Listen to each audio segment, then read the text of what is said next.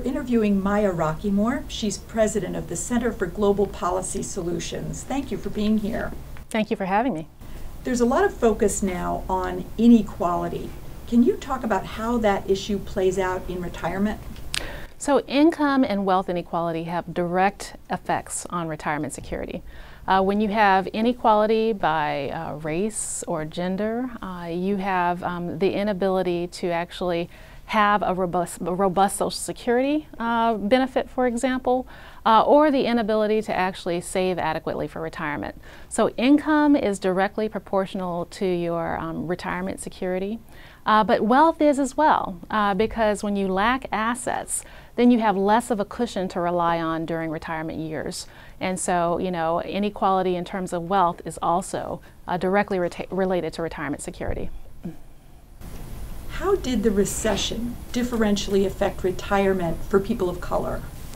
So people of color were disproportionately harmed by the Great Recession.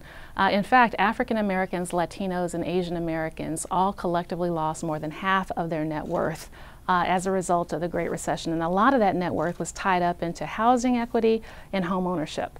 And so when they were hit that hard by the subprime mortgage crisis and the Great Recession, that means that this population will be disproportionately harmed in their retirement years by the lack of housing wealth that they'll have to draw on to help supplement their retirement. We're currently having a conversation in the U.S. about changing Social Security benefits in order to keep the system solvent. Why do you think it's important to consider how those changes would affect specific minority populations or genders? It is vitally important that any proposal to change Social Security actually disaggregate the data to understand how that proposal affects women, people of color, women of color, men of color, that you're looking at low-income populations, people with lesser education and higher education, so that we're not doing unjust harm and disproportionate harm to those who are most vulnerable amongst us. So we know already that women and people of color earn less than men and frankly than whites.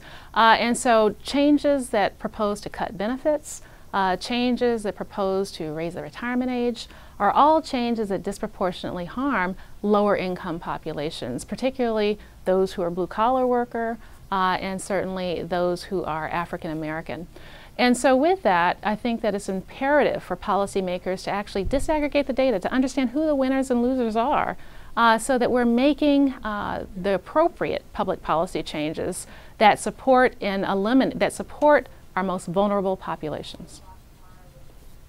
Public sector retirement plans are increasingly being revealed to be underfunded.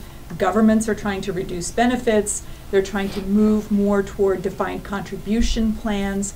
What impact does that have on minority retirement? So public sector workers at the state and local level, actually at the federal level too, have more equity in terms of their access to retirement plans through their employers. So public sector service is important for women, for example, and for people of color. To the extent that public sector employers are talking about moving towards hybrids that embrace more 401k style retirement plans, then we're going to see a reduction in retirement security that will disproportionately harm people of color and women because the risk is shifted from the employer to the individual, and this has direct consequences for populations that have traditionally been more vulnerable in the private sector. Thank you very much. Thank you.